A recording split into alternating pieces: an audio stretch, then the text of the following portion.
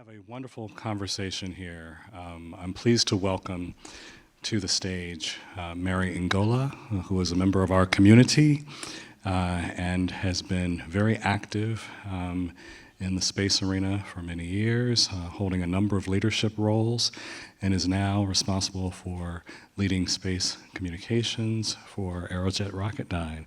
So we're glad that you're with us today. And we also have Karin Hoffman.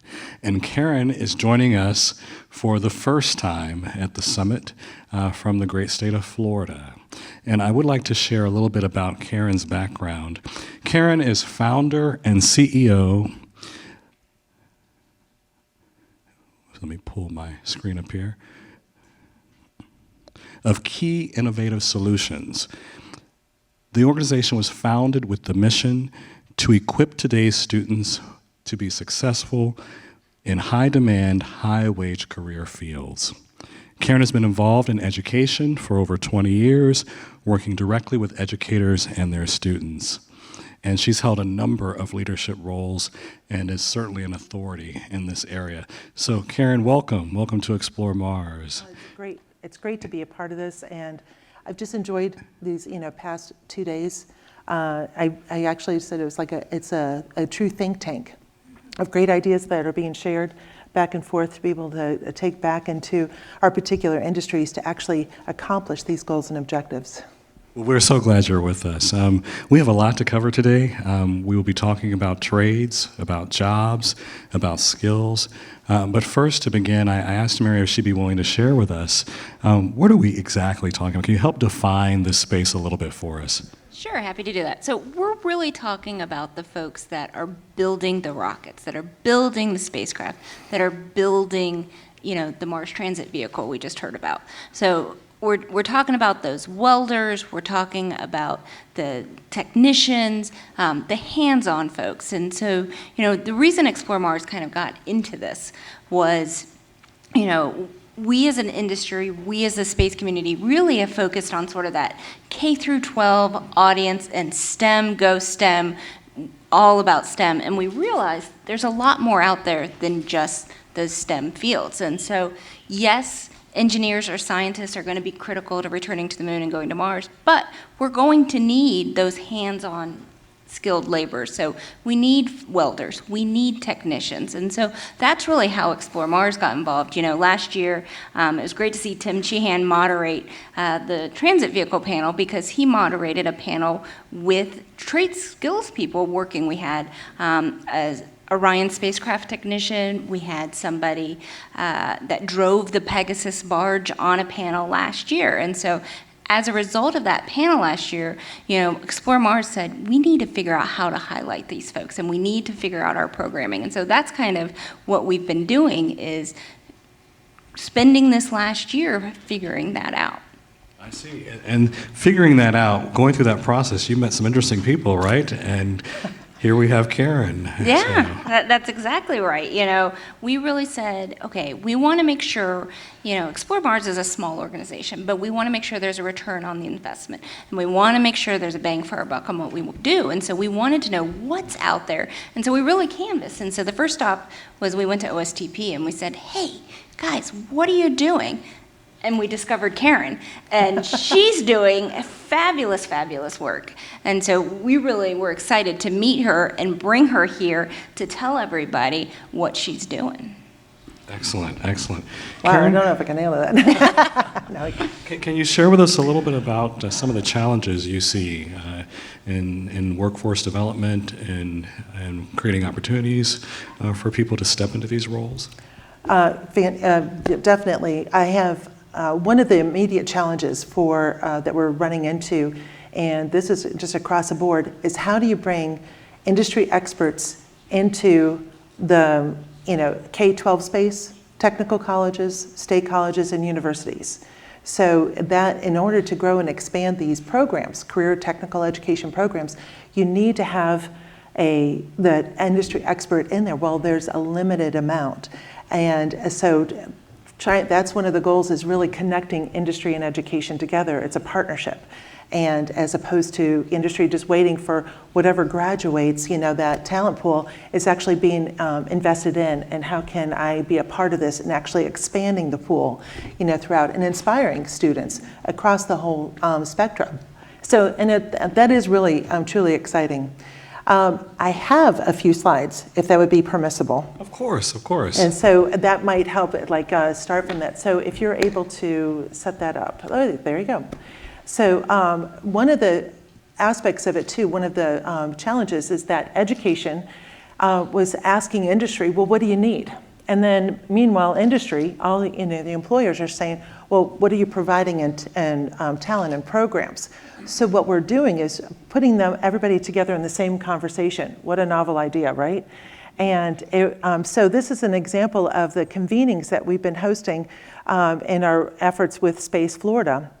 So in that room, we have together aerospace employers, related industries, because it's not just aerospace, but it's the related industries that come alongside, as you were mentioning. Then also state agencies, local agencies, and then training providers, all in the same room. It took a couple times for these meetings to take place before people started to open up. Especially, I don't know if you know this, with the aerospace industry, it's a little competitive. So people are a little reticent on sharing information for obvious reasons. So we had fantastic partners and continue to do so with NASA, Lockheed Martin, Boeing, Blue Origin, Amazon Kuiper. We have Jacobs, L3Harris. We have Sierra Space, all coming together. And these partners are saying, listen, we're going to roll our sleeves up. We want this to be done for the greater good. We're tired of poaching from each other. And that's really the only answer that's been evident so far.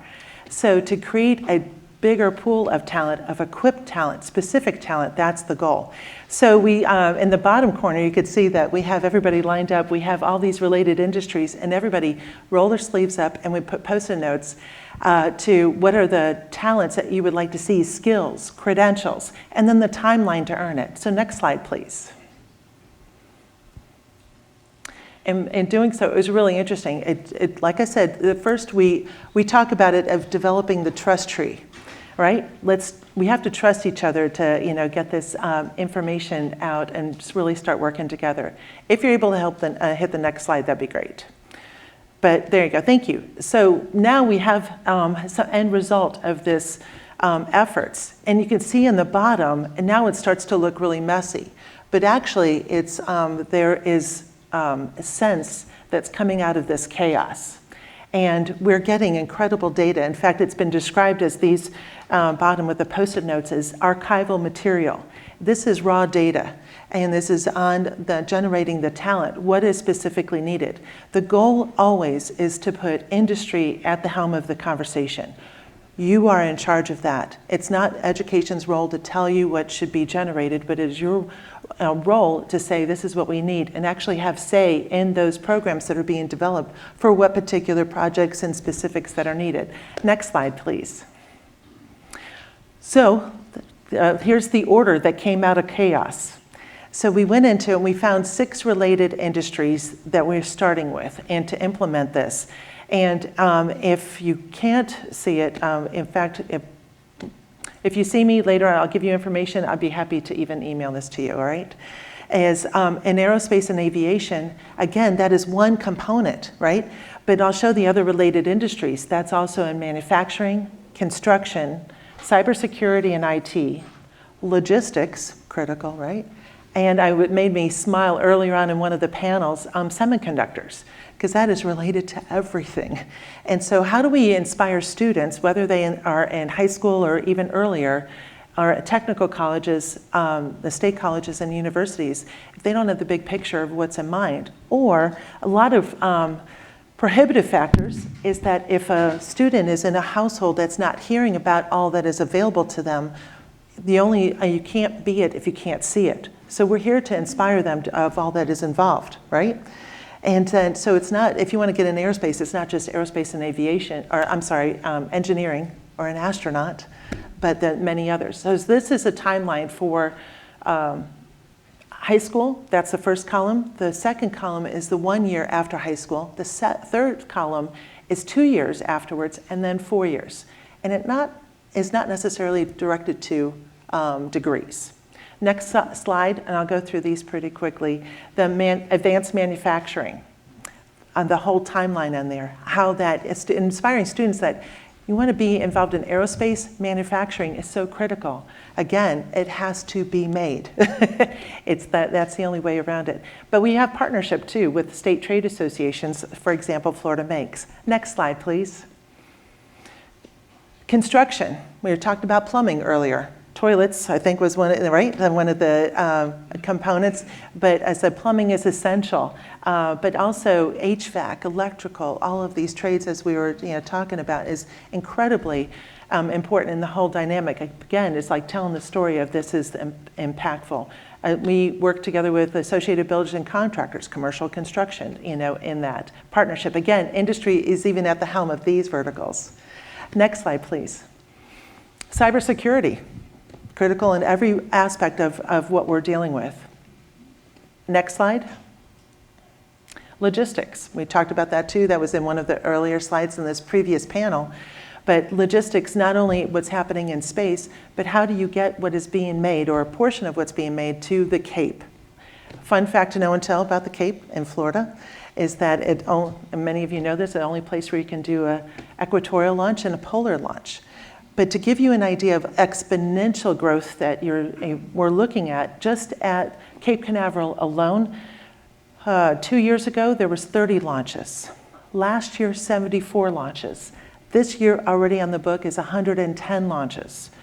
And so as we're focused on how do we move to get to Mars, these are critical components. Elon Musk was sharing what he wants to get 1 million people to Mars.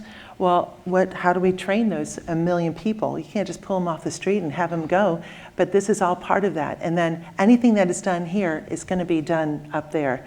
So part of that. And the last one we have is semiconductors, and that's with the Florida Semiconductor Institute. So that gives you an idea of what we generate. The last slide I want to share with you, or there's 2 more, and then I'll let you know. So, and the next one. This shows the credentials that we have in the state of Florida. So every credential of every skill imaginable, if it is on that master credential list, we went through with the aerospace employers and related industry. What is important to you? Is this a valuable credential? The ones that are highlighted in blue are the ones that are deemed valuable. So over 540 credentials on the master credential list, over 300 of them, so you could see that 360 are deemed valuable. And it's across the board. That's encouraging for students because they can even develop some early wins. And they're like, wait a second, I like this. And they're getting exposed to new trades. And that inspires them to the future for them. And the last slide. And then we have a talent heat map. And in this one, we can actually have someone take a look, and what credentials are a priority for you that you need to hire. We can show you exactly what specific credentials being earned, where, and how many of those credentials are being earned. So that even helps you identify potential talent, or even for your suppliers. And we know the suppliers is a huge portion of that as well. So that gives a quick nutshell of what's happening in Florida, and to inspire students to get in there, to develop, equip them to move forward into all the related industries. Karin, thank you so much, and thank you for your incredible outreach. I recall the great impact that running out the shuttle program had on the state of Florida and the Space Coast, and how we were looking at the issues of jobs, and folks were moving and relocating and trying to find placement elsewhere. We're looking at upskilling or reskilling. So this is very encouraging to see the local commitment, the state commitment, and even national support for these initiatives to help expand the pool of talent that can step into these jobs that are so desperately needed. And before we bring it back to the national focus with Explore Mars and some of the work we're doing, and I understand you may have a video to share as well with us. Do you mind sharing with us what is that potential benefit to the industry, to the sector of initiatives like this that we're seeing in Florida? Well, and what we discovered is Florida's not the only place doing this. Right. You know, California's doing it, Colorado's doing it, Alabama Alabama. and So New Orleans, So there's definitely a lot of pockets, but there's what we discovered though, there doesn't seem to be sort of a central node that really sort of tells us everywhere and what's going. And so that's where Explore Mars, I'm maybe going ahead of your question, is looking at though, how do we combine all these efforts and make sure everybody's aware of all these amazing initiatives? Because this is our workforce. We are going to need all these people to go to Mars. We cannot do it alone. And so, but there's this concern that there's not a pipeline there. But we're finding like folks like Karin are helping create that pipeline so that we will be able to do that. I see you nodding. I don't want to go on. It's inspiring what's coming. Are you looking at many people retiring out of aerospace?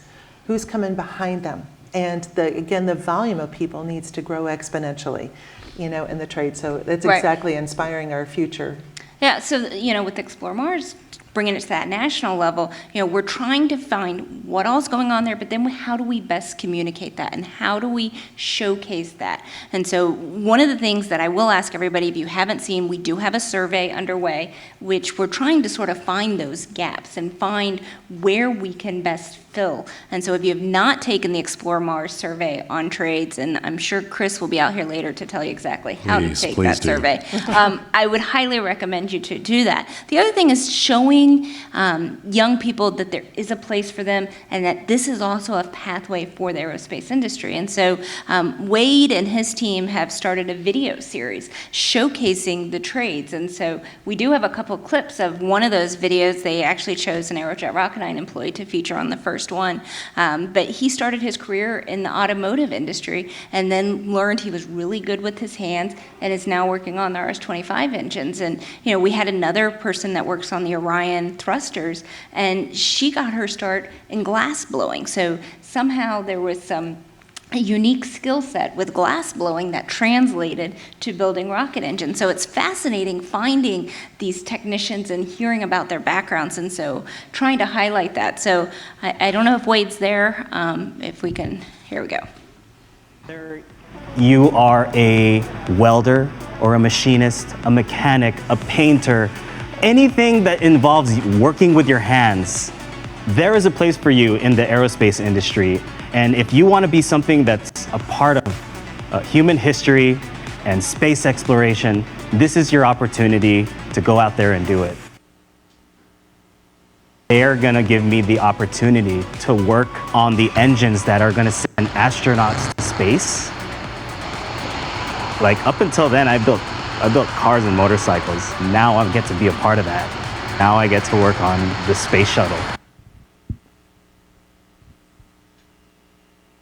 And that's just a teaser. They have a full length, and so that's the other thing is folks have people they want to showcase. Let us know. Explore Mars wants to showcase those talented folks, and we probably should partner with you and find graduates from your program and showcase what they're doing.